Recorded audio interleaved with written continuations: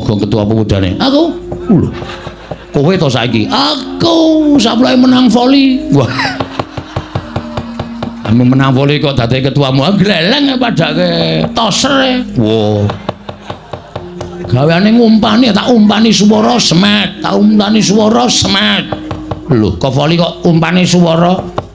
Dolop kok mingan. Dolop-dolop ora. Nemban, ngapa Bagong?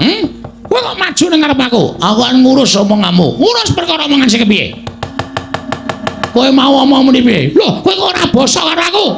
Oh ya ora penak suarane. Gunane apa aku mbasani pendhita sing ora penak suarane? Kowe sadar ora to? Nganggo jubah putih, kethu putih kuwi pambegane ya putih, resik atimu. Ning sing putih mung jubah karo kethumu, nek atimu letek kowe pendhita ndok basa. Penyakit kowe. Mulane ndi-ndi anggere ning durna geger, ngendi-endi anggere ning durna geger, kowe menghasut dengan kata-kata sing ora bener. Loh. Aku muni piye kok kowe nesu? Kowe mau muni piye? Sing arep bumi angus apa? Karangkadempel. Karangkadempel ki masyarakate akeh.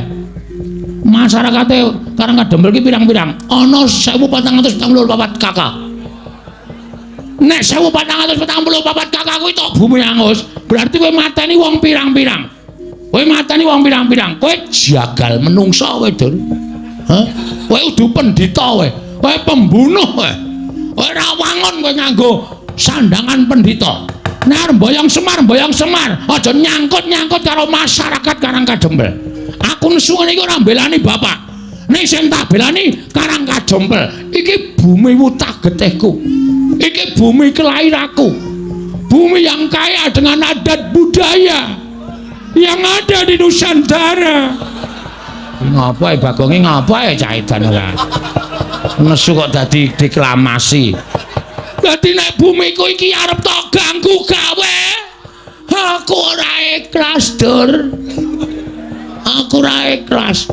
Nek aku wis muni ora ikhlas, rawe-rawe rantas malang-malang tak putung. Ora nyawang kowe iki derajate apa? Ora nyawang kowe iki derajate pendhita. Nek mung arep gawe geger, arep gawe rusak, ajange diadane Bagong. Wah, edian Bagong. Ora sak cerewet kowe. Iya. Ngerti, biyen ndek jaman lahir sapa sing ngethok pusere?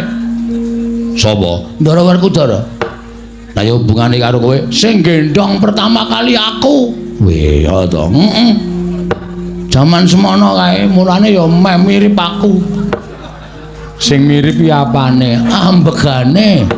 Ambegane ya beda, mungkin nek ambegan nek turu kaya tong setan kok.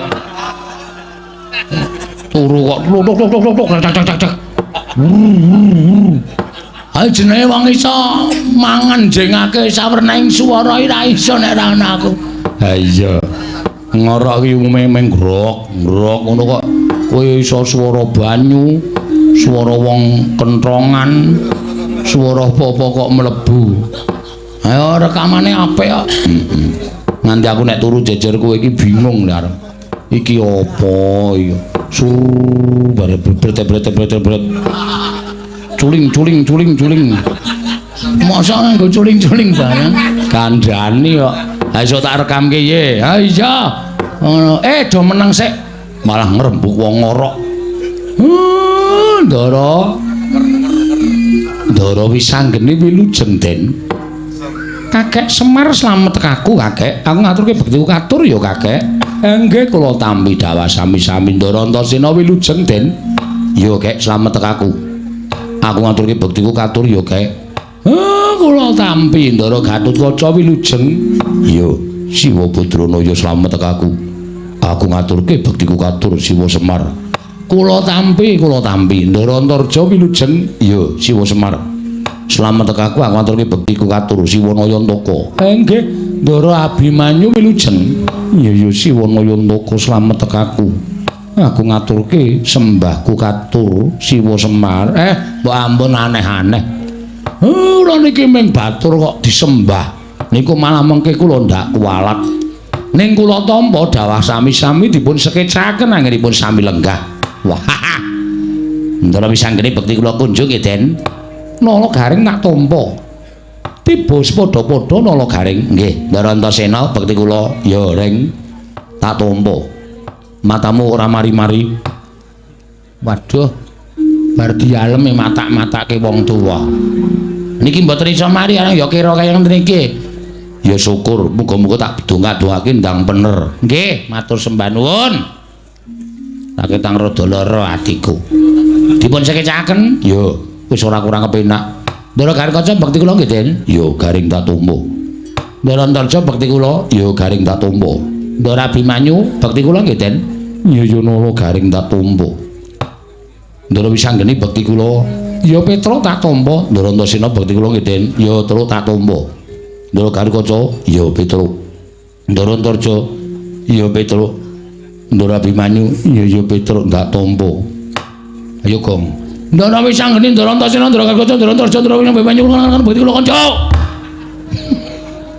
Kowe kok njur kabeh disaruk wae. Kesuwen e. Ming bagekke kok suwene ra jamak-jamak. Wong edan Bagong iya tak tampa tibus padha-padha. Wong kentir Bagong iya tak tampa tibus padha-padha. Wong edan Bagong tak tampa. Wong pekok Bagong tak tampa. Wong bagus Bagong tak tampa. Nah, kae ngisor dhewe kae nyenengke kae. Wis dibekteni suarane do ora penak. Lho, suaraku ora penak piye Bagong? Apa ya ora sang nganggo edan, ora nganggo pekok. Waras e kula iki. Ning saora-orane kowe iki wis dicap karo para kawula. Dicap, disestempel. Terus kula niku gaweane teng kelurahan lho. Gaweanmu apa? Nyetempeli. Layang-layang niku lho. Lah iya, disestempel nek kula niku mboten edan. Iya njaluk ngapura. Ndara Antasena ya ora penak omongane. Ya njaluk ngapura, Gong. Ya ming kowe iki pancen ya rada ndugal kewarisan kaya aku. Waduh, rungu ora, Tru? Ha iya. Padha Ndara Antasena. Heeh. Ya ming aku bagus kowe elek. Atos meneh. Romansaku ora penak to iki. Wis tak tampa wong kowe ya elek tenan kok. Wonten wigaton napa Ndara rawuh mriki? Aku ora butuh karo kowe, butuh karo bapakmu. Angge monggo kula ming anu kok. Ming nakoni kok. Enten apa, Den? Kakek, wonten dawuh. Setemene nggonku ngirit marang para putra mau, sayekti njumbuhake lawan impenku, Kek.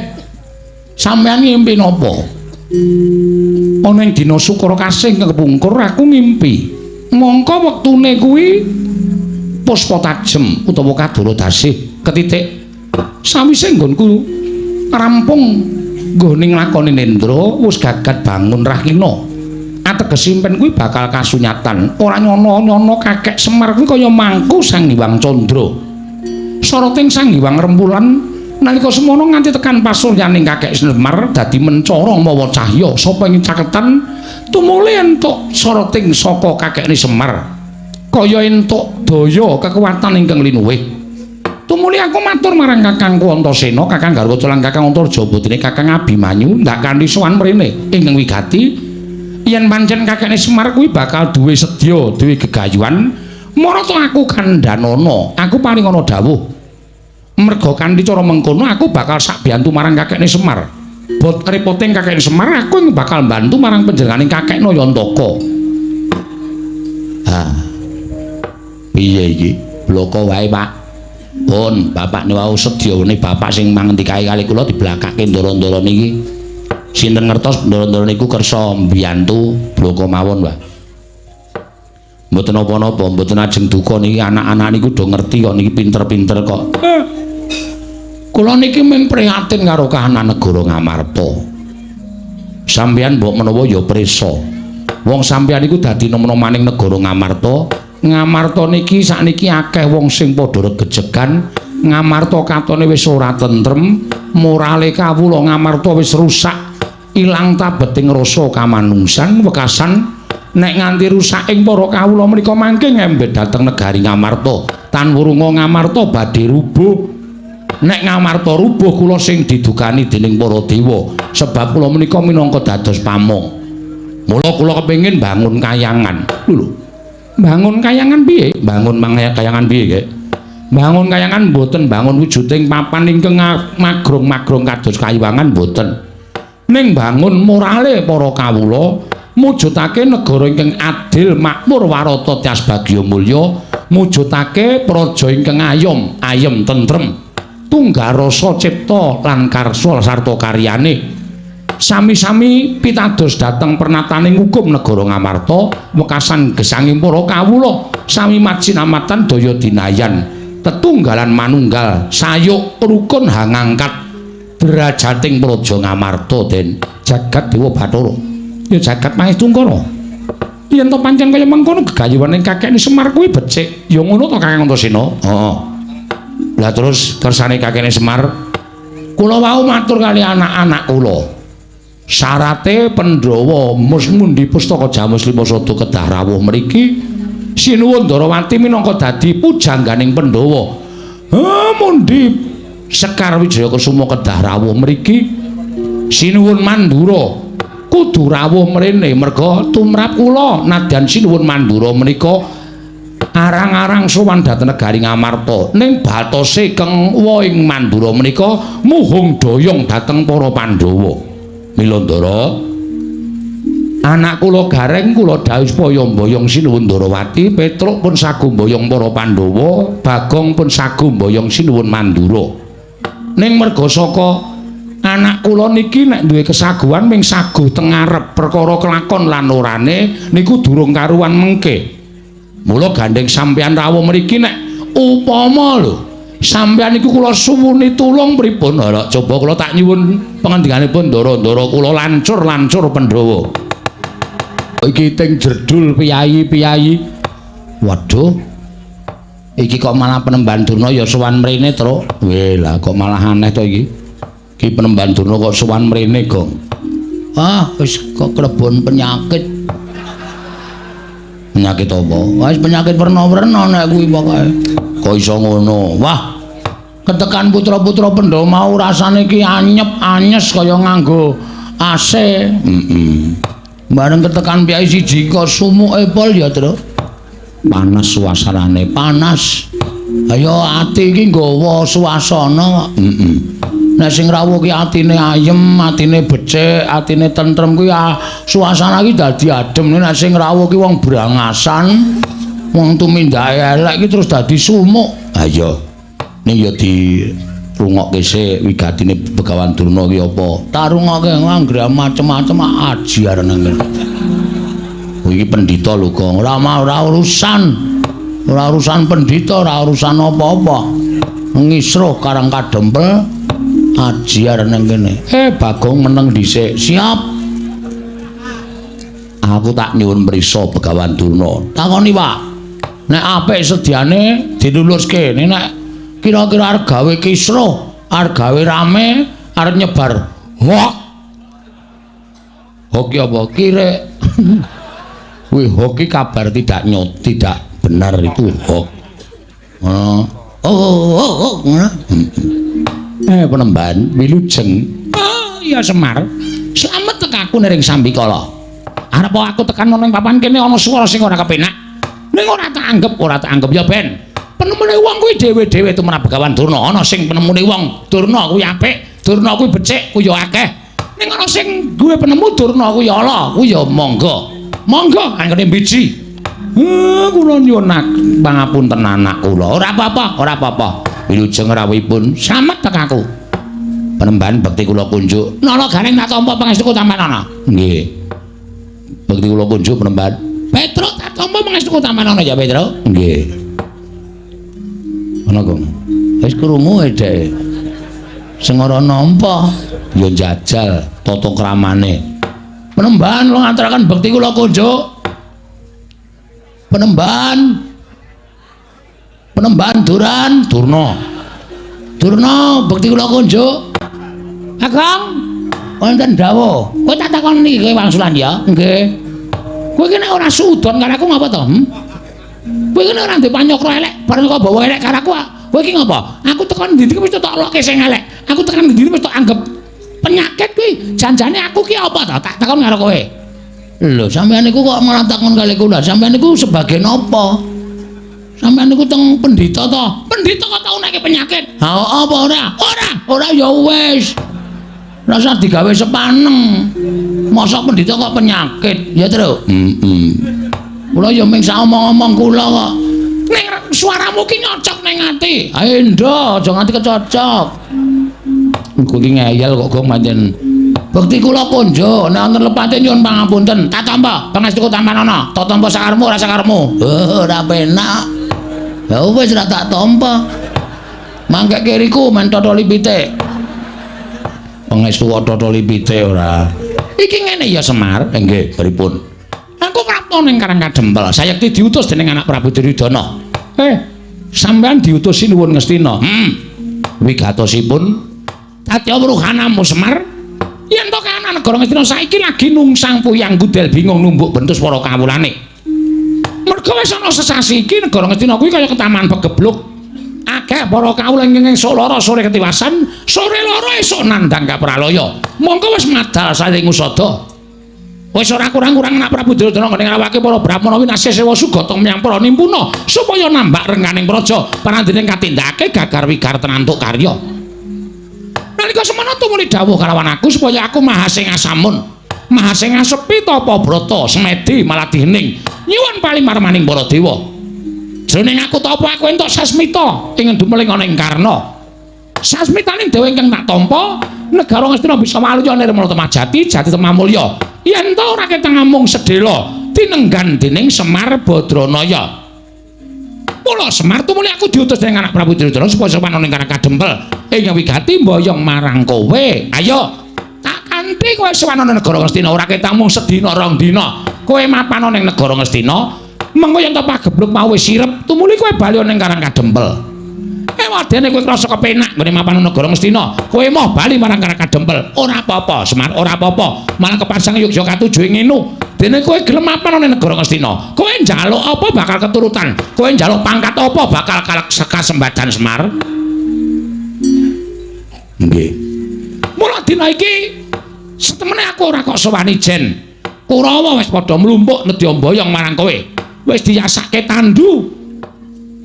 Saka ing Karang Kadempel tekan negara Ngastina kowe ora bakal dijak mlaku, nanging bakal ditandu, dianggep wong sing wigati, wong sing bakal gawe padang negara Ngastina.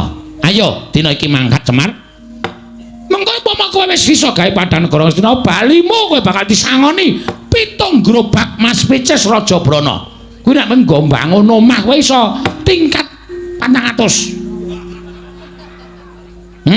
Apa ora moncer kowe? Kowe tekan Karang Kadempel tumuli lemah kiwa tengene tok tuku kabeh, tok deki pendopo. Ora kok kaya omahmu saiki iki aku kok ngenes banget to Semar. Saplae kowe melu para Pandhawa iki kok rumangsaku Pandhawa ora gatekke karo uripmu coba. Ya bener omahmu pendopo. Ning kok payone kok ana gendeng, ana seng, ana plastik. Iki pendopo model apa aku tak takon karo kowe. Mongko nalika semono aku sowan mrene iki udakara wis 5 taun kepungkur. Lincakmu ya ora ganti-ganti. Lincak kok campur karo telek pitik. Kowe kuwi abdining Pandhawa. Lah kok uripmu ora mingsra babar blas. Mbok ya golek kamukten ning lair to Semar. Golek derajat, golek pangkat, golek brana picis, golek bondo donya dienggo nyukupi marang uripmu ning alam padang. Nek kowe gelem sowan nang negara Ngastina, iki bakal malik grembyang. Amung diutung 3 kedheping paningal. Kowe sowan negara Ngastina 2 dina 3 dina, bali dikandhani 7 gerobak Mas Picis Raja Brana, mutiara inten jamrut hergeni. Kabeh bakal dipasrahke marang kowe. Tekan Karang Kadempel tok dudah sak karung wae, mongko saben sak gerobak isine 40 karung. Kuwi 7 karung. Petungan. Ayo pikirin, apa kowe ora blereng? Kowe buka sak karung wae iso tok nggo tuku lemah 4.000 hektar. Wis, tok deki omah 350 meter. Biasa stadion bal-balan. Biasa apa wae kowe bakal lakon. Kowe tuku tumpakan kereta kencana tinarik jaran cacah 8 ya kelakon. Kowe ora mung nganggo jarik sing car 8 kaya ngono kuwi. Oh, kathokmu training ireng. Lek tuku ning nggon wayangan to kuwi. Ketara mereke ora terkenal. Semar kok nganggo training tulisane SD Kali Bawang.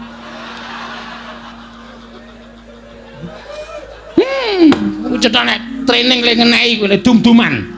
Sarungmu ya ping sarung luwuk kaya ngono.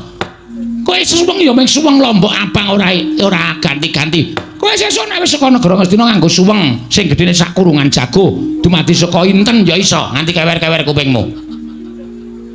Kowe nganggo sarung prada emas ya kelakon.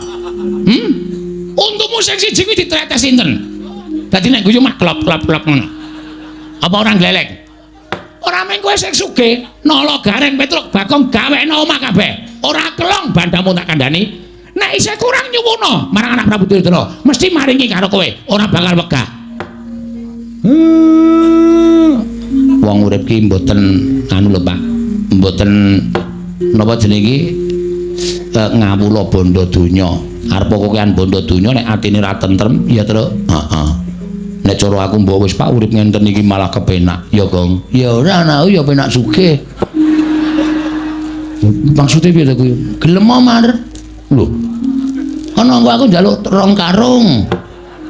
Kanggone nutup utangku. Terus tanggo yasa omah. Ora apa-apa mung sedeloke kok. Kowe tekan negara Ngastina kok diobongi menyan. Terus kok nek negara Ngastina wis padhang mulai nggawa 7 gerobak. Wah, gleleng, Man. Wis yasa pendopo.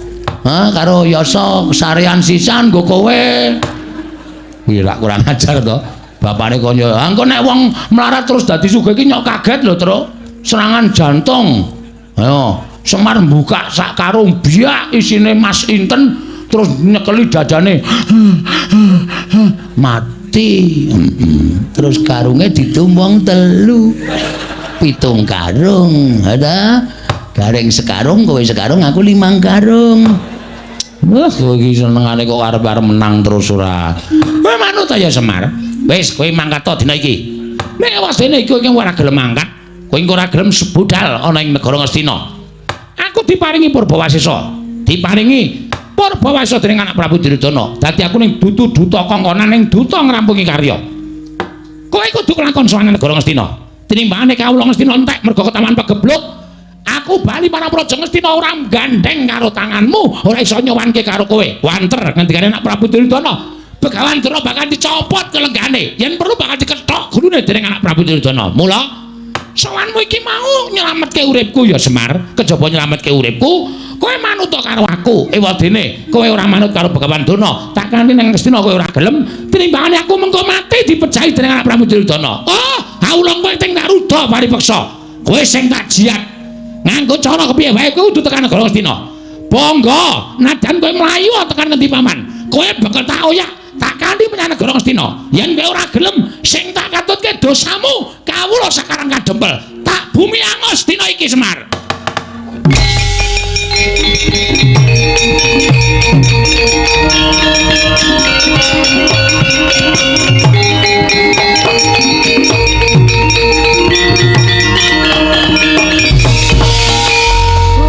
Bagong arep ngopo sik, Mar?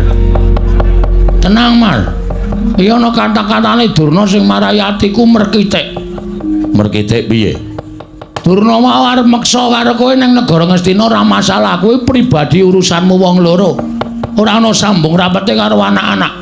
Ora ana sambung rapete karo kawula Karang Kadempel. Ning bareng Durna ngucap, nek Semar ora gelem diboyo ning negara Ngastina, kawula Karang Kadempel arep di bumi angus. Iki nang kene iki sing marai muntap aku, Pek. Pak kok, Pek. Aku muni Pek kok. Meng lirike kok krungu ya, Mir. Kowe iki nek omong sok kebablasen ora.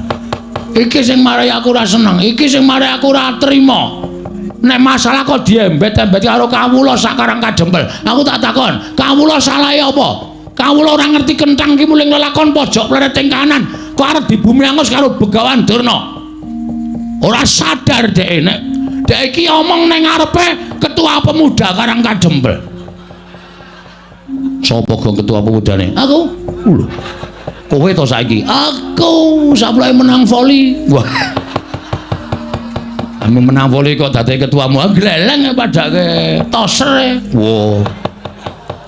Gaweane ngumpani tak umpani swara semet, tak umpani swara semet. Lho, kok voli kok umpani swara? Dolop kok mingan. Dolop-dolop ora. Nemban, ngapa Bagong? Kowe kok maju ning ngarep aku? Aku kan ngurus omonganmu. Ngurus perkara omongan sing kepiye? Kowe mau omong muni piye? Lho, kowe kok ora basa karo aku. Kowe ya ora penak suarane. Gunane apa aku mbasani pendhita sing ora penak suarane? Kowe sadar ora to? Nganggo jubah putih, kethu putih kuwi pambegane ya putih, resik atimu. Ning sing putih mung jubah karo kethumu, nek atimu letek kowe pendhita ndok basa. Penyakit kowe. Mulane ndi-ndi anggere ning durna geger, ngendi-endi anggere ning durna geger, kowe menghasut dengan kata-kata sing ora bener. Loh, aku muni piye kok kowe nesu? Kowe mau muni piye? Sing arep bumi angus sapa? Karangkadempel. Karangkadempel ki masyarakate oke. Masyarakate Karangkadempel ki pirang-pirang? Ana 1444 kakak. Nek 1444 kakak kuwi tok bumi angus, berarti kowe mateni wong pirang-pirang. Kowe mateni wong pirang-pirang. Kowe jagal menungsa kowe, Dur. Hah? Kowe udu pendhita kowe. Kowe pembunuh kowe. Kowe ora wangun kowe nganggo sandangan pendhita. Nek mboyong semar, aja nyangkut-nyangkut karo masyarakat Karangkadempel. Aku nesu ngene iki ora mbelani bapak. Ning sing tak belani Karangkadempel. Iki bumi wutah getihku. Iki bumi kelahiranku. Bumi yang kaya dengan adat budaya yang ada di Nusantara. Ngapa ya Bagonge, ngapa ya caitan ora? Nesu kok dadi deklamasi. Dadi nek bumiku iki arep tok ganggu gawe, aku ora ikhlas, Dur. Aku ora ikhlas. Nek aku wis muni ora ikhlas, rawe-rawe rantas malang-malang tak putung. Ora nyawang kowe iki derajate apa? Ora nyawang kowe iki derajate pendhita. Nek mung arep gawe geger, arep gawe rusak, ajange diadane Bagong. Wah, edian Bagong. Ora sak cerewet kowe. Iya. Ajange diadane Bagong. Enteni nang kene. Nang ndi, Gong? Salin. Wah.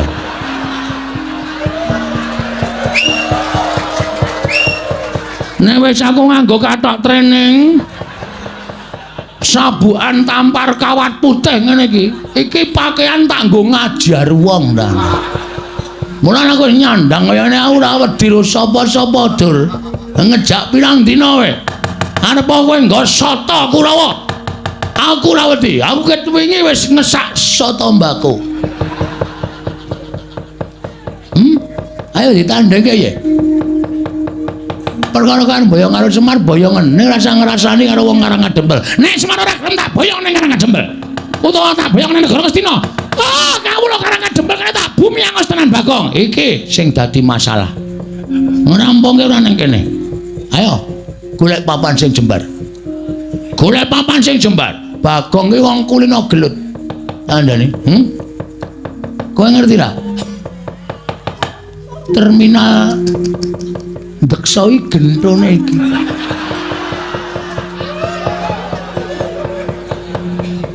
Aku nena wis insap. Aku wis ora manggon ning kono mergo aku wis tutuk lekku edan cara mbiyen. Dadi nek arep golek masalah karo aku ketangga ro Dur. Lho, nek ngono kok wani karo Durna? Genah wis ucul klambi kok ora wani piye? Wis nganggo training kaya ngene kok. Iki nek nggo nendang ora bakal suwek. Hah? Wong wis suwek ket wingi kok. Oh, ha iya ngono kok. Wah, iso nggo mlebu tangan. Mula aku nek kukur-kukur penake ora jamak-jamak. Anggere turu tak kukur kaya kejel-kejel.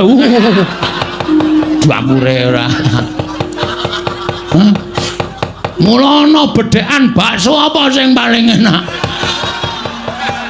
Ya kuwi bakso dikukur esuk-esuk. Tak printeng dasmu lho Gong kowe iki omongane ora. Ayo, nendi pampane terkati. Wah, Bagong pepalange Bengawan Durna. Ora minggat ayo metu coba. Ayo tak toce Bengawan Durna.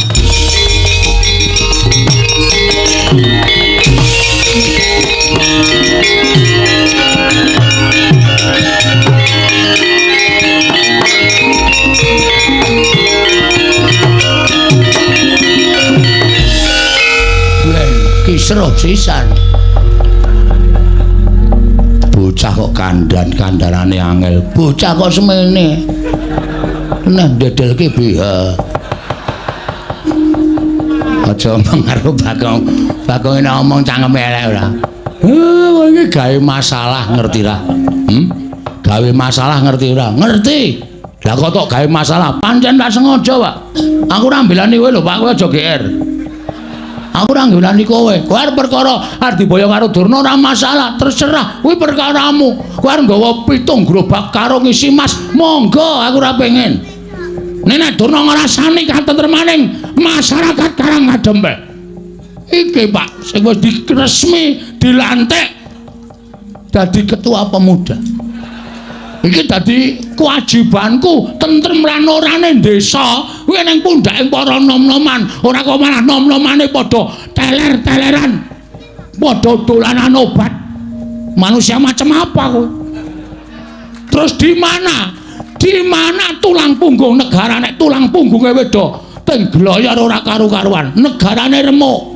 Mula aku kudu sesanggem, aku tak rampungake. Aku adoh saka minuman keras, adoh saka obat-obatan. Sirku ngopo? Gawe tentrem Karangadembel. Nek ana sing ganggu Karangadembel kaya Durna kuwi mau, aku sing ora nrimake. Tepuk tangan. Wah, tepuk tangan kok dikon. Ya wis rasa itu.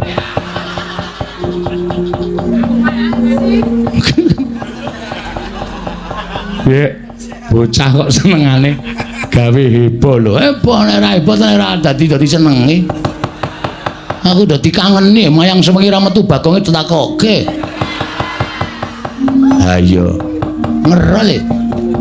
Ha wis kono nek nandangi Durna nek ditandangi. Lho. Aja sing ngewangi sapa? Lah wong sing nantang kowe kok njaluk diwangi. Truk. Ngewangi ora kowe? Aku ora ndek masalah apa-apa. Aku ono dirampungke dhewe. Aku le ngoyo perang Rukurawa ming nglabuhi lambemu mbok yo men. Reng kowe ora ngewangi aku apa? Lho, ngapa aku ora ndek masalah apa-apa kok? Ya wis, oke. Kowe ngono saiki karo aku. Ora masalah. Dikira aku terus ming semendhe karo kekuatanmu apa, Truk? Dumeku anake Semar sing dhuwur dhewe, sing jangkae amba dhewe, sing kekuatane gedhe dhewe. Kowe tak suwuni tulung nyingkirke memala Karangadembele wangsulamu kaya ngono. Oke. Tak titeni omonganmu esuk sore iki. Asli aku tak titeni. Wah, anggere kowe njaluk tulung, Gong. Iki, Gong. Tak preke mingan. Wis ora sambung karo kowe aku. Gus, apa? Sampeyan sayang mboten karo kula. Lho, kowe iki abdiku, Bagong. Monggo kowe abdi sing paling nyenengke. Ngamarta ki nek ora ana kowe ming ana Gareng karo Petruk karo bapakmu ki ora gayeng. Ning nek ana kowe dadi gayenge ora jamak-jamak. Ngamarta dadi kaya kebak kabagian. Betul. Terus mengenai hal seperti ini sing endi? Durna niki wau lho. Pun kula tantange. Sing nantang Durna sapa kula? Sampeyan mrisa to? Iya, aku ngerti. Lah terus napa sampeyan mboten ngewangi kula? Lho, Bagong, kowe arep gelut karo Durna to? Nggih, aja kuwatir. Aku sing ngrampungi. Kok ndur ngambung barang. Saking seneng kowe. Darat-dasena apa? Kowe sampeyan sayang kula mboten? Ora.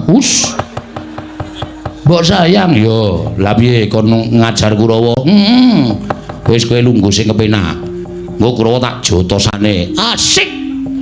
Ndara gak ada kaca. Piye Bagong? Kula dipotoli sirahe. Yo, aja kuwatir potolane. Wong sik drat-dratan langsung dicabut ae. Yo.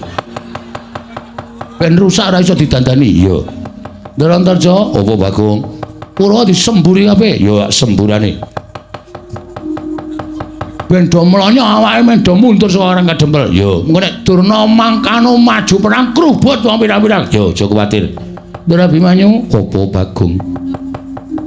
Sampeyan tahu toh pas ngelak niku kula goleke unjukan Melayu aduh banget nganti kula gembrobyos. Iya. Pas teng-tengah ngalas kelingan toh. Iya. Pas pados Wahyu Cakraning ra. Iya. Dados pendhita. Iya. Kelingan mboten? Kelingan. Berarti lelabuhan kula gedhe tumrap sampeyan ora bakal tak lalekake.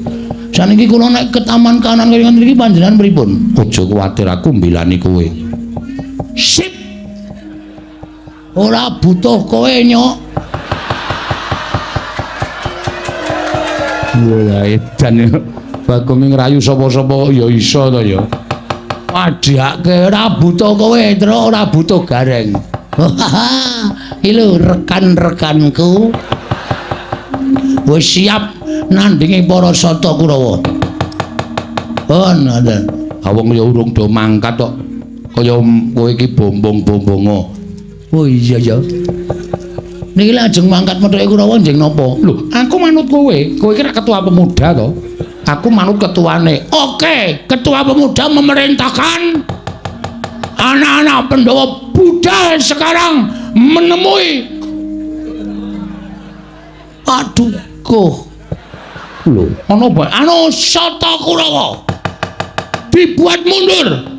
Pukul mundur para Sata Kurawa. Mangkat saiki, Bagong. Budal samrika. Ngestoke dawuh, Bagong. Aku Surtayu. Wis jeneng kok nganggo jeneng kali. Lho. Jeneng kali sapa? Serayu. Surtayu. Surtayu dasar Pranyata. Bapakmu tak boyong ning negara Ngastina. Nek perkara Durna arep boyong karo bapak mung gumantung wangsulane bapak. Bapak gelem apa ora? Nek bapak mah ya wis wong nyilik wong ngboyong ki adile sing diboyong gelem ya mangkat ora ya wis. Ora kok meksa sak penake dhewe. Terus arep gawe geger karang kadempel. Bagong sing ora trima. Tantrimaning Bagong Durna tak tantang aku ngerti nek Durna nggawa Kurawa. Ayo, krubuten legane atiku. Boyongan Semar nek iso nglangkai kuwandane Antasena. Ngapae?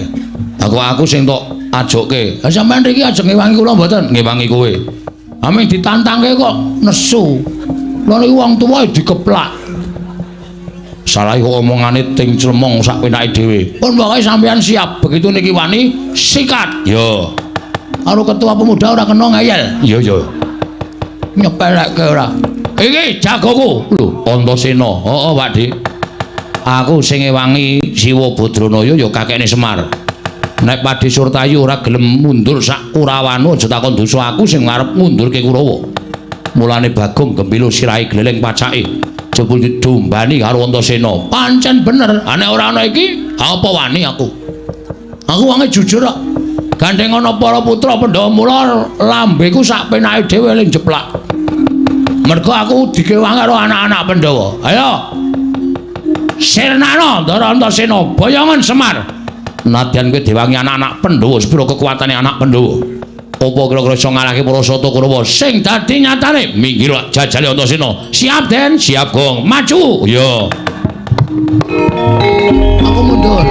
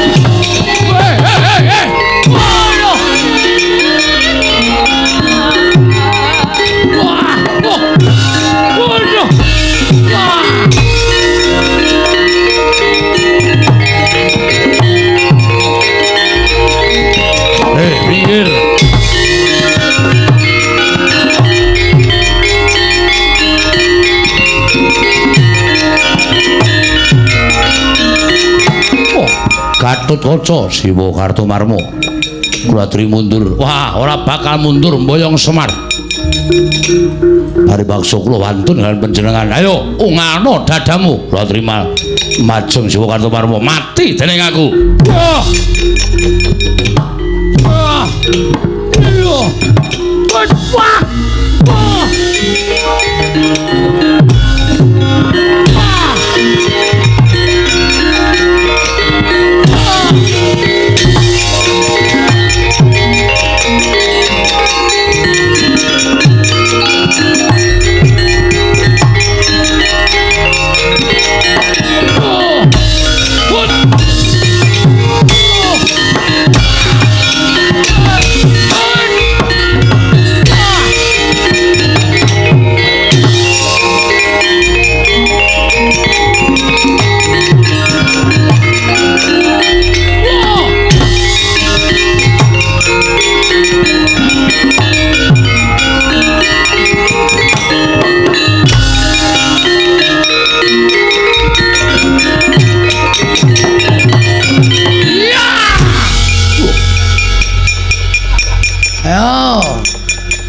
Aku kok ketoke wirang nek ora maju kok sing maju kok mung anak-anak Pandhawa tok.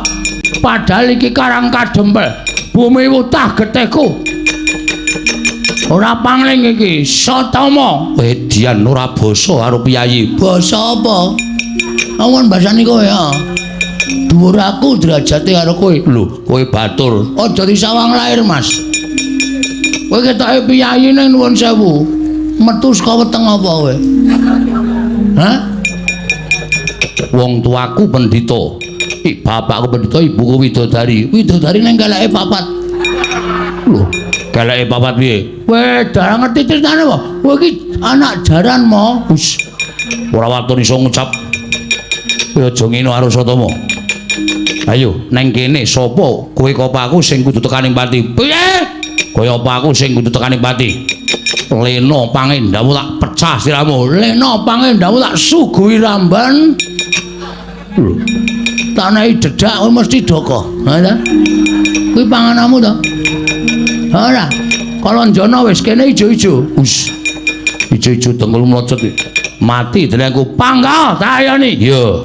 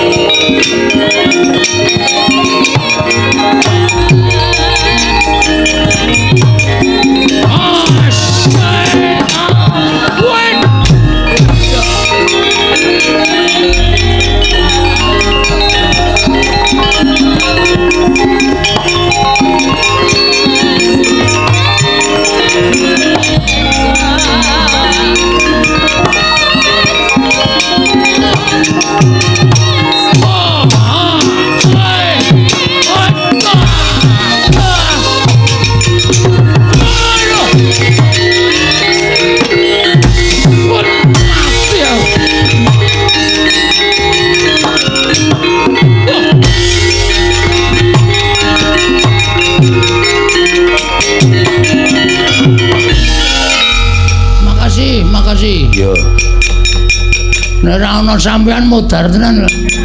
Kita arep melu perang Burangel nggih perang niku nggih. Lah kok kita kaya mencolot-mencolot. Orang kula niku mung guru senam e. Dadi sane mung mencolot-mencolot nek kon ngantem ora iso blas. Pengen iso perang. Pengen iso perang. Pengen. Ngamuk tak bantu. Serius? Yo. Yo ora mung omong kosong lho, ora. Tak bantu. Carane aku mancing ning awakmu. Tenane? Tenan. Metu ngendi? Metu cangkem? Ora sedeng. Napa iki? Niki ciut ning sok amba barang. Dengkulmu melocot ora.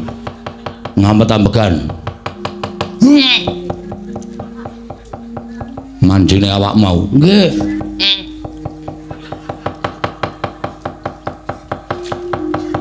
Wis. Wis. Lho. Gus? Sampeyan teng ndi? Ning awakmu. Serius tenan. Kowe ora iso lara, ora iso mati. Kowe kenggonan aku iso ambles bumi. Kowe iso mapan ning jero bumi tanpa beda ning daratan. Tenane, tenan. Carane ngambet-ambekan awakmu tibakno ning bumi ora bablas tekan jero bumi. Nek serius niki? Yo. Mun anggere aku kejegluk tak tonyo sampean yo. Wah, langgeleng tenan iki saiki aku. Ngamuk Kurawa tenan rasa njaluk bantuane sapa-sapa. Wah. Piye Reng? Lho. Kok iso ambles bumi? Lho, ayo abdine Ndara Antasena. Nek ngambles bumi wae pinter. Coba njajal aku tak weruh. Ki lho, mat ki lho. Yuk. Jedul mburimu Reng, mburimu wedian. Ambles meneh. Mburimu Reng, mburimu wedian ora sida. Mburimu Reng, mburimu wedian bocah iki kok mbeda wong tuwa. Mula nek ndek bendara iki dimanfaatke. Iya, war njaluk Ndara Gatotkaca. Ayo, apa selamat.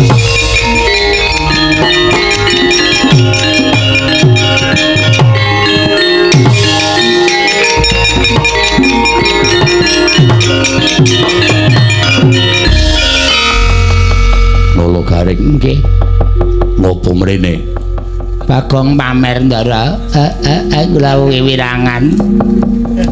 Pamer apa? Dinclupi Ndara Antasena terus titik-titik ambles bumi, titik-titik ambles bumi. Tela kula dintekke kabeh.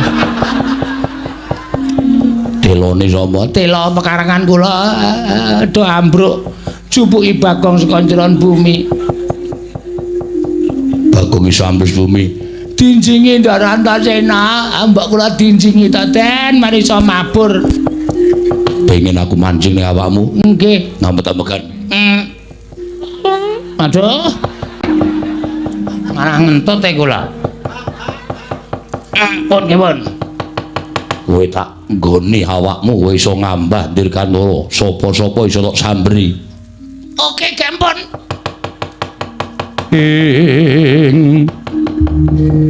Irikata Dyan Gatotkaca tinon mapak Karkasuta. Mpun Den, wis. Pun mancing teng awak. Wis. Carane mabur sikile gedruke ping 3. Kowe bakal ngambah Dirgantara. Biar kowe wer. Ketok tak potol ndasmu kowe. Wajake wae sing rumasane sing iso ampuh ki mung kowe tok. Wah, merdeka tenan iki. Wah, geleleng tenan. Ayo, Kurawamu, Suramarta, Jawlak, cangkingi siramu kabeh kowe.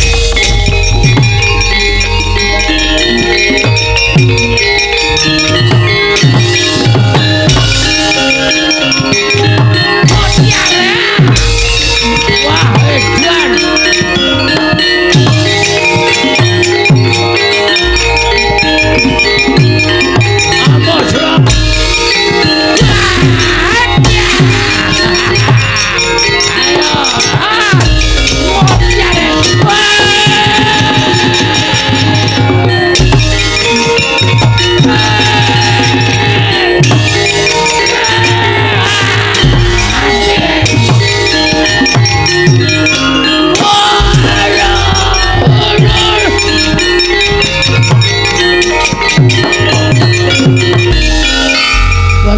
Bajikul. Wah, cilaka iki. Apa ora kowe Durmagati kowe? Tak tancepke lemah kowe. Mati dereng aku Kurawa kok glelenge karepe dhewe. Kowe tak plinteng ndasmu lho, Reng. Konjur aku ditimblas-timblis wae. Wong loro digdaya tenan iki, Gang. Ya, kowe iso ambles bumi, aku iso ngambah ndir Gantara. Ayo, arep ngapa kowe? Waduh, Durmagati lolos, Durmagati lolos. Waduh, kok mak slep kok ya penak banget ya Bagong ki ya.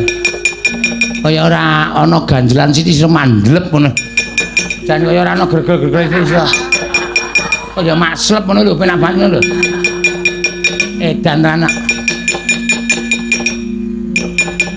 Rumah saya kok kaya ning banyu. Aspal atos barang kok ya. Iso slap-slap.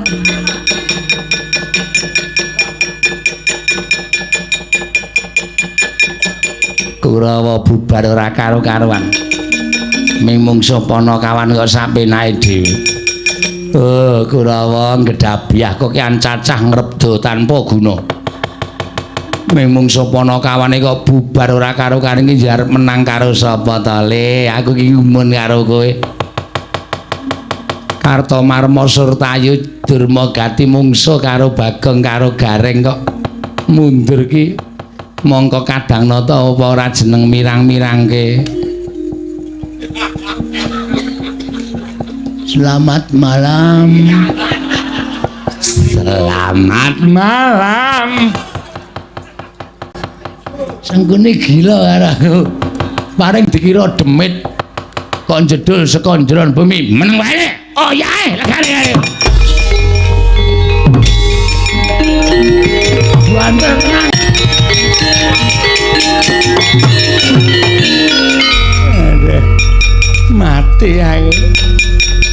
Mati aku sambat to. Ayo amuk Suramarata Jayamarata imbang yen padha-padha. Bagong aku njaluk urip. Kurawa jamule. Kurawa ora gawe rusak karang kadempel. Jamule.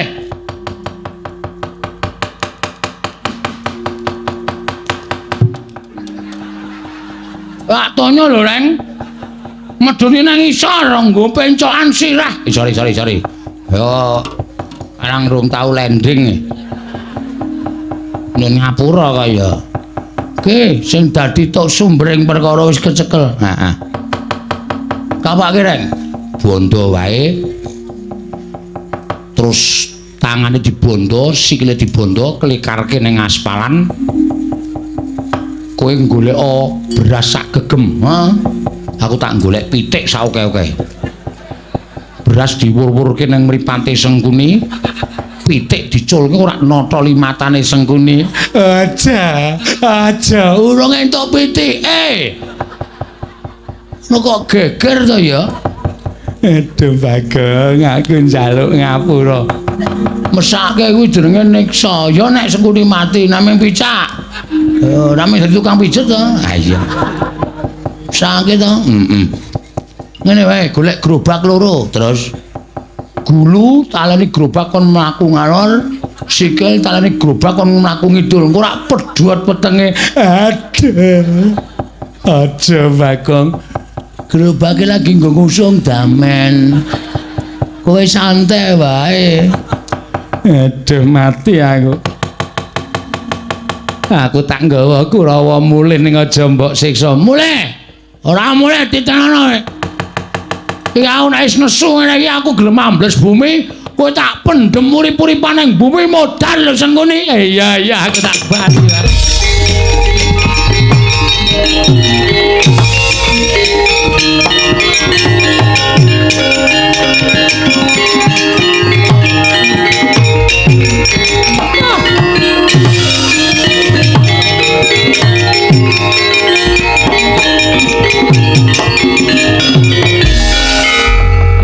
Pendhitane iki. Aku pengen bayar boyong karo bapakmu ayo. Aja ngoparangi karepe Begawan Durna. Aja ngoparangi karepe Begawan Durna. Terus kowe arep ngopo? Nek kowe ngoparangi karepe Begawan Durna, kowe tak kantutke dosane, kowe tak sirnake Bagong. Wo, lho ngerti awake dhewe ya. Bar ninake Bagong apa piye? Ha. Pengen tak timblis saka dhuwur. Ya ngono apa piye Durna? Lho Gareng kok iso mabur? Lho Gareng wis tuku tiket pingenane kok. Aja kira iso mabur. Gareng nek ngono kae nimblis apa-apa iso pecah sirahe. Gareng nimblis sampean dies. Sampean pecah sirahe glecak. Aku saka njeron bumi. Slep. Halo. Kita ketoke ndase tok. Ndase tak ketoke awake tak klelepke. Hah? Kowe ditimbles gareng. Ak candhawamu ak pendem urip-uripan sing arep ngewangi kowe sapa ya? Hah? Loh, kowe sambles kuwi cetha yen kowe kencingan Antasena. Pancen iya, mula aku digdaya. Tamana cundha maneh nganti aku tekan ning pati meguru karo kowe. Cundha maneh ora temomo ning awakku, kowe sing tak ajar Begawan Dara.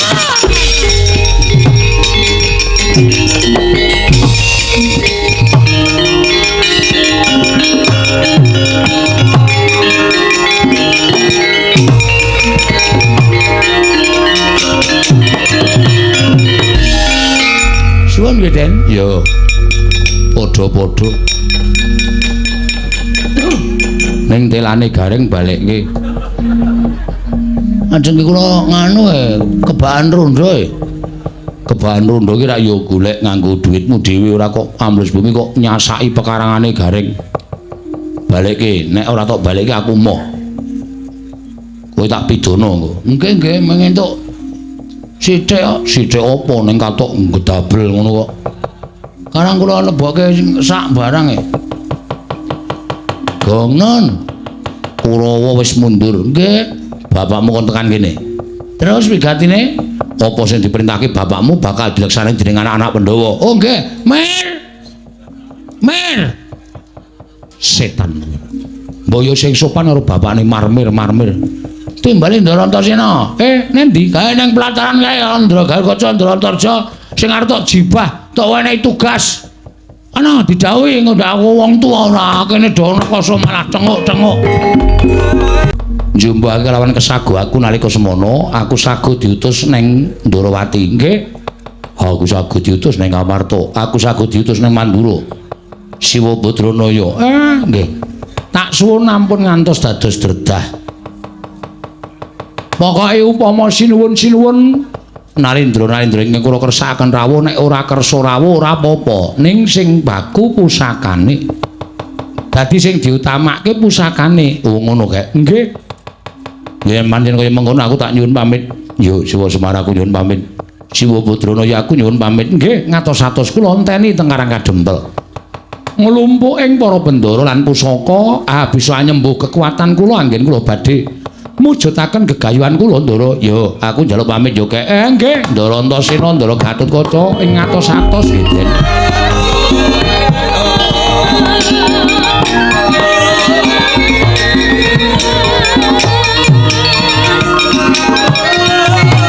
Lah kok dadi Semar pengen bangun kayangan kuwi apa pancen wis dibeta nganggo naring kang ganep yen perkara Semar nggone bakal bangun negara Ngamarta kuwi pun sarujuk pun mathuk nanging ora usah nganggo tembung bangun kayangan sabab tan wurunga lamun kapireng dening para Jawata Kakang Semar bakal nampa pidana saka para dewa mula Kang Sanga kuwi wis anggeni yen to siji sira kepengin nyuwun ngampil wujuding Sekar Wijaya Kusuma. Aku tak takon karo kowe Margake Wangsulana, Sekar Wijaya Kusuma kuwi apa to? Kuwi pusaka kadewatan. Kuwi pusakaning para Jawata ingkang diasta dening awakmu Ndarawati. Mula rasa ben wong diwenangake ngasta dening Sekar Wijaya Kusuma. Apa meneh amung drajating Kakang Semar Badranaya. Mula Kang Sangka kuwi sing gedhe pangapuramu siji, Sekar ora bakal tak paringake. Angka loro aku ora bakal prapta ning Karang Kadempel. Mergo aku wegah yen to nganti kelepetan dedusaning Kakang Semar kok bakal bangun kayangan mau wis anggeni. Kagat risangga pirang ulin angkul kirempit-kempit.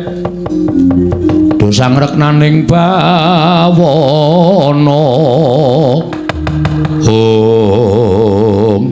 Di wis anggeni wis didapuk. Minangka dadi juru wicara wontene aku ingkang eksekusi. Lho. Tembungmu ki apa? Tegese aku sing tumandang karya. Nek padhe ora maringake Sekar Wijaya Kusuma diboyong marang Karang Kadempel, Tegese Pakdhe ora njurung marang kersaning kakene Semar nggone bakal bangun kayangan negara Ngamarta. Tegese Pakdhe mentala marang kacintrakaning negara Ngamarta, Pakdhe seneng yen to negara Ngamarta bakal rubuh. Merga kawulane padha nungsang puyang gudel bingung numbuk bentus sakarepe dhewe. Mula yen to nganti Pakdhe ngiklasake kaya ngono aku sing ora trima. Saiki ngene, Pakdhe gelem maring ngambil apa ora? Lho. Lah kok dadi kowe sugal ucapmu Antasena? Sugal wae. Sampeyan men disuwuni ngambil Sekar Jagasuma ora diparingake kok dadak nganggo tata krama. Aku ki wakmu Ndrawati wis ngerti. Apa kaya ngono kuwi wak abon? Sampeyan ki wakku Ndrawati. Nek sampeyan ngregani karo rembunge Wisanggeni mesti maringake wujuding Sekar Jagasuma. Nek Siwa Ndrawati ora maringake rawe-rawe rantas malang-malang putung. Kok sik to? Tembungmu kuwi kok nantang karo wakmu Ndrawati. Tembung rawe-rawe rantas malang-malang putung iki tegese kowe arep wani karo wakmu Ndrawati. Paripaksa kudu wani. Nek Siwa ora maringake ngambil aja takon dosa. Aku wani karo Siwa Ndrawati, Pakdhe Kresna.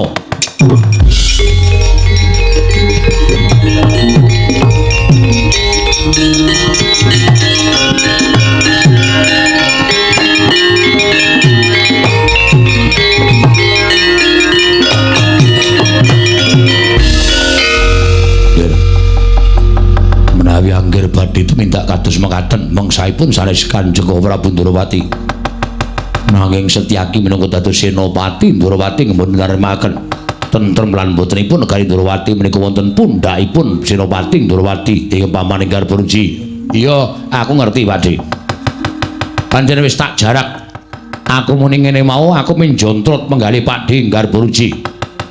Atau mak cilik Garbaruji supaya Pak cilik nesu karo Antasena. Neng kene iki malah dadi jalaran nggonku bakal meksa karo Siwa Ndrawati maringake Sekar Jagasuma. Saiki kersaning mak cilik piye? Menawi angger sampun boten dipun nemutaken kepareng waksa kula mentala kalian panjenengan. Nek pancen mentala pampane ora neng kene mak cilik. Ayo metu Jawa ditaker Antasena karo Setyaki menang endi? Kula aturi jalan jawi nggih.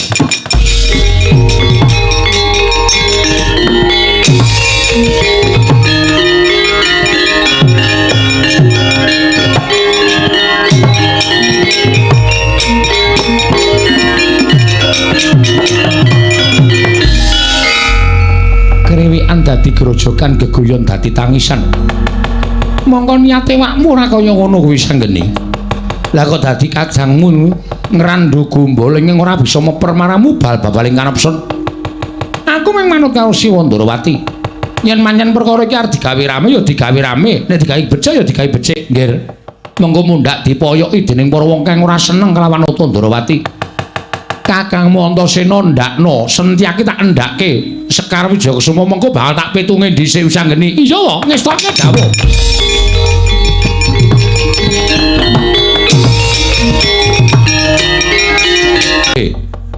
Antasena karo mak cilik Setyaki iki kekuatane menang endi? Janjanipun kula melas kalian panjenengan. Aja melas, mak cilik, aja melas. Wong isa depan-depan ngene iki aja nurut duwe rasa melas. Mengko dale tumandang ora lahir batin. Ketokno kasudibianmu, aku ya tak ngetoke kasudibianku. Babar wisan ditaker anak werku Dara karo Satya Garbaruji iki menang sapa? Nggih. Ngendikanipun sampun kados ngaten. Panjenengan mriku ngendikanipun nyocok dhateng manahipun ingkang paman. Pancen tak sengaja mak cilik. Nek ora ngono ndak ora dadi perang. Malah saiki diseksekke para kawula sanegara Ndrawati. Antasena karo Setyaki iki menang endi? Nuwun sapunten, pancen ora kena digawe becik. Yen ora kena digawe becik, jaluk pangapura yen pamanmu Garbaruji mentala karo kowe Antasena. Ayo panggawa tayani mak cilik Setyaki. Oh, iki merganing batimu. Kakang Antasena, Kakang Antasena, jangan ngono.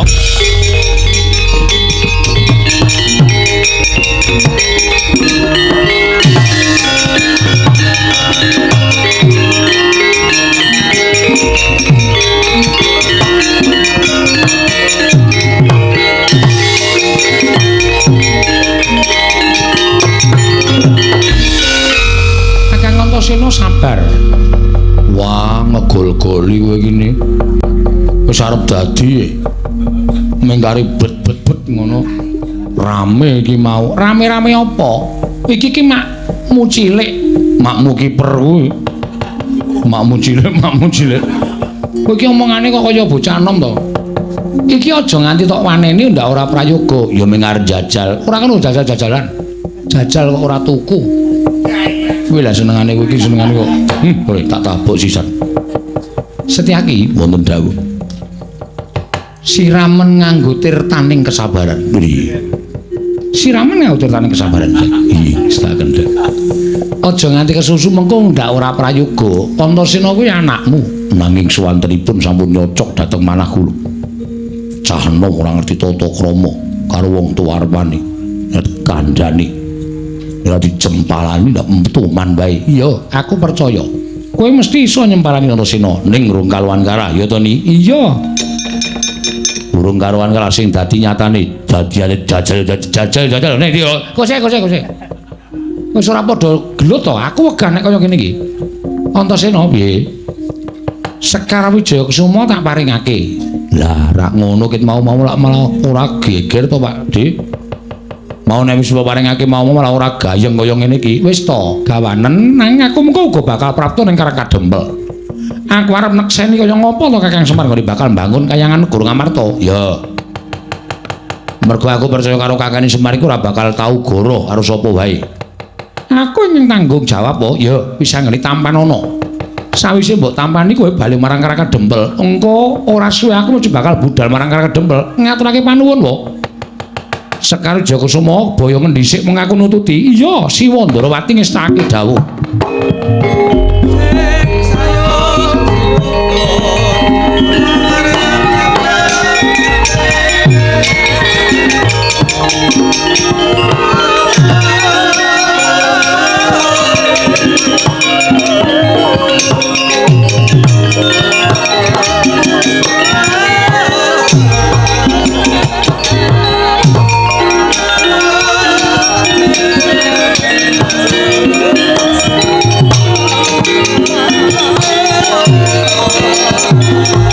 Suwan kula mboten saking pikajengan kula piyambak.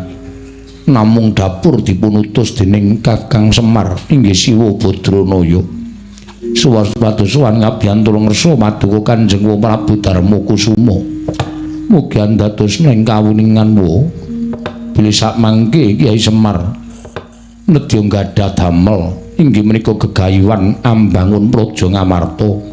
Sarana mbangun kayiwangan ing mapan wonten ing Praja Ngamarta boten wujudan papan ingkang endah imbaning kayangan babar pisan boten namung kala wau kinarya sasmita bilih kayiwangan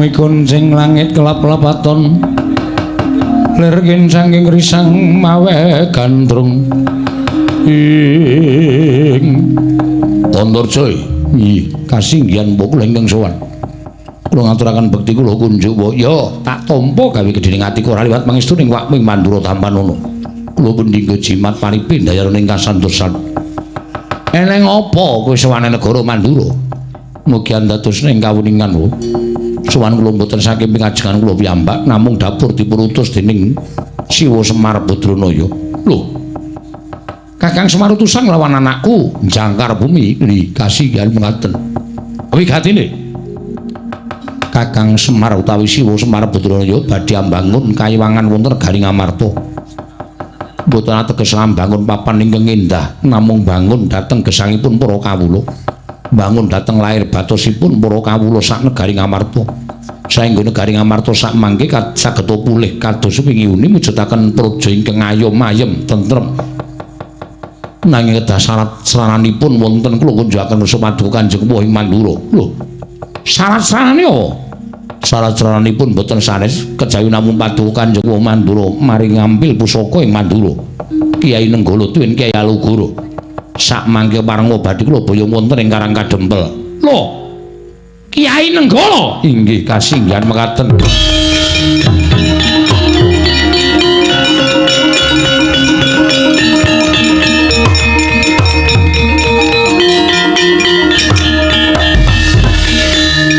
Antarja. Yen mesine kowe ngerti, Kyai Nenggala Kyai Logoro kuwi duwe pusaka bahin-bahin. Kuwi pusaka kadiwatan. Lah kok dadi Kakang Semar bakal mboyong wujuding Kyai Nenggala lan Logoro dadi sarana sarastrana mbangun Kahyangan negara Ngamarta. Apa ora melek mripatmu?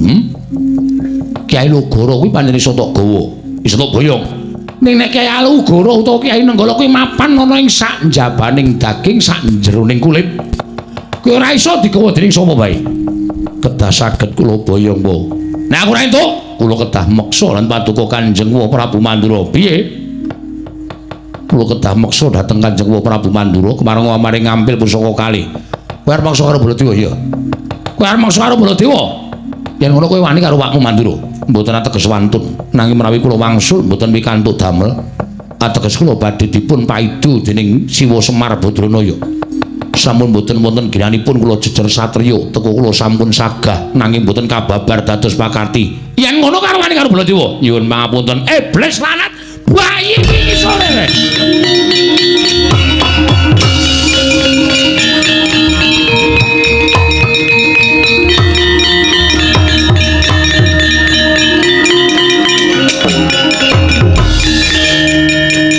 Mbok Prabu kedahipun nenget. Ya, aku tak sareh. Mbangane seseke ra jamak-jamak aku tak sareh pun. Aku tak sareh. Ngoyak apa, golek apa? Piye? Nyo tampan ana Kyai Nenggala.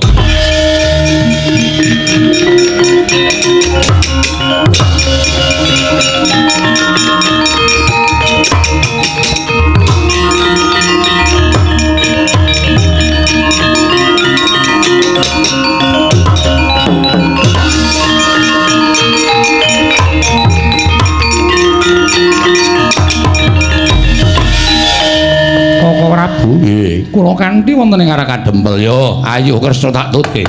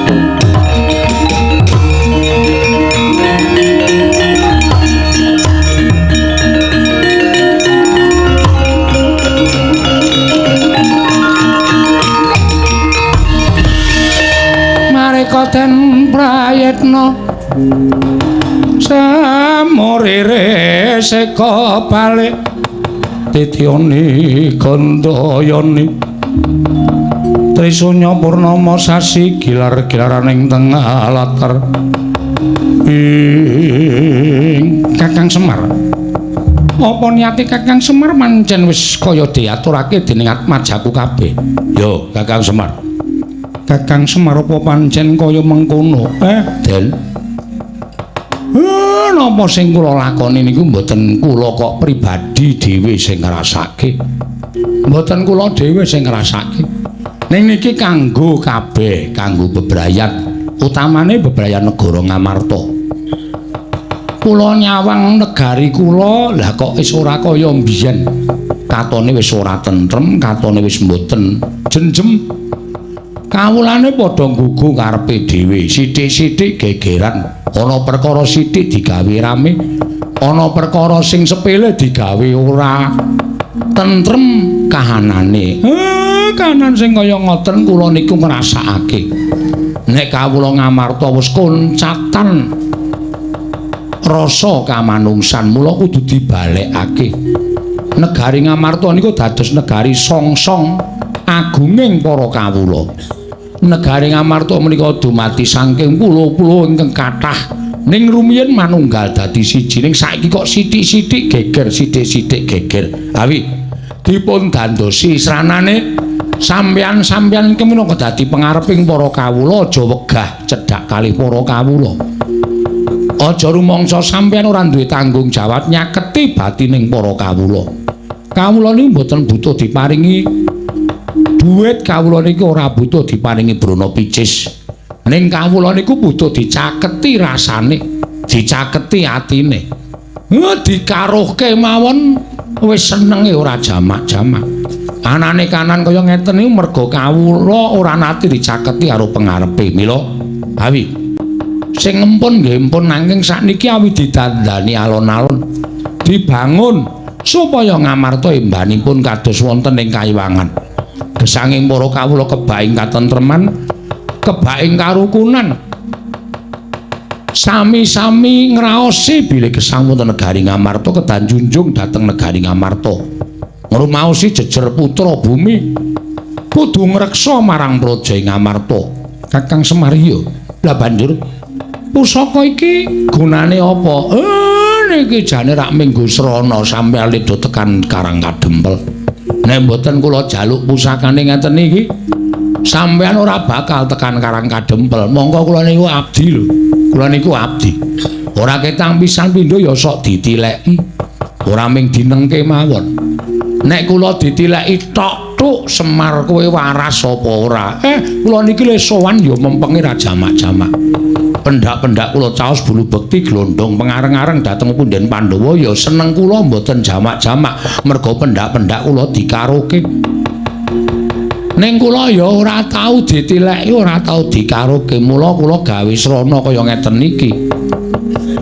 Ning napa sing kula ucapke bakal mbangun kayangan niku nek mboten dibantu oleh punden-punden kula sedayanipun lancur-lancur Pandhawa mboten ajeng isa nglakon.